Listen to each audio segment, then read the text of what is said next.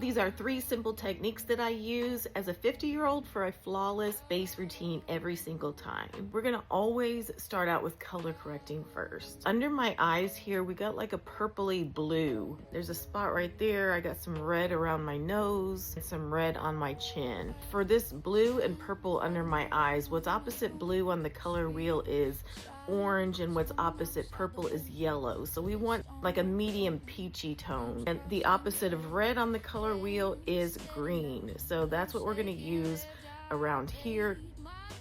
So I'm gonna go in with a mixture of this and just stamp that in the darkest sections of the under eye. I'm not gonna go right up under the eye because it will start looking cakey if you get too close to your eye right here. You're always gonna go in with the really light hand and apply the smallest amount of product and then build up as needed. I'm gonna go in just lightly tapping and then just very lightly press it around those red areas on the face. You see how we just needed the smallest amount of product to blur out that redness. Now that that color correction is done, we're gonna go in with our coverage product. We're always gonna put this on the back of our hand. That was 1 pump, so I'm gonna dip into about half of that and then pat this all around the face.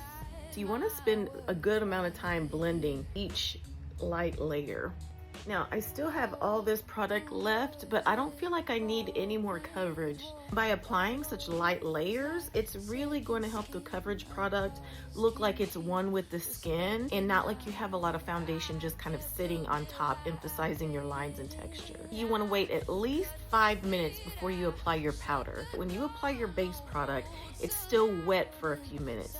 So give that time to really dry down and sink into the skin before you go in with your powder. So I'm gonna go in with just the puff here, apply the product just out of the lid and tap most of it off and apply this only around the T-zone. If you really wanna like disappear those pores around your nose, you can take your powder puff and really press in with quite a lot of pressure into those pores. Try those 3 really simple adjustments to your base routine and you'll just be so much happier with how your base turns out.